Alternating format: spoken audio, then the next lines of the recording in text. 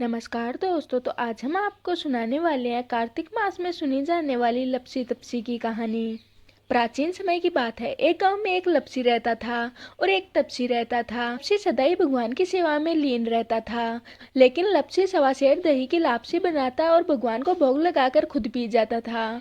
एक दिन की बात है, दोनों में बहस छिड़ गई कि कौन बड़ा है। लपसी कहता मैं बड़ा, तो तपसी कहता मैं बड़ा, क्योंकि मैं सारा दिन भगवान की भक्ति करता रहता हूँ। नारद मुनि जी ने लपसी तपसी को लड़ते देखा तो वो लड़ने का कारण पूछने लगे। तब लपसी बोला कि मैं बड़ा हूँ, लेकिन तपसी मान नहीं रहा। नारद जी बोले कि इसका फैसला मैं कल कर दूंगा।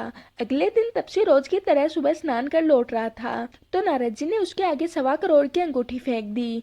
तपसी ने इधर उधर देखा और अंगूठी उठाकर फिर तपस्या में लीन बैठ गया। जिसके बाद लपसी फिर रोज की तरह आया और सवा सेर दही की लापसी बनाकर उसे लोटे में घुमाया और भोग लगाकर पी गया। तभी नारद जी आए और उन्होंने कहा कि लपसी बड़ा है। तपसी ने इसका कारण पूछा तो नारद जी कहने लगे कि तेरे घोड़े के नीचे 1.25 करोड़ की अंगूठी पड़ी है, तुमने इसे चुराया है, जिससे तेरी तपस्या भंग हो गई है। जिसके बाद तपसी हाथ जोड़कर नारद जी के सामने खड़ा हो गया, बोला कि मुझे अब तपस्या का फल किस प्रकार मिल सकता है। जिस पर नारद जी कहने लगे कि तुम्हारी तपस्या का फल तो कार्तिक नहाने वाले ही दे सकते हैं। जिसके बाद नारद जी कहने लगे कि कार्तिक माह में कहानी सुनने के बाद जो तुम्हारी कहानी नहीं सुनेगा या नहीं कहेगा, उसके कार्तिक स्नान का फल खत्म हो जाएगा और उसके कार्तिक स्नान का फल तुम्हें मिल जाएगा।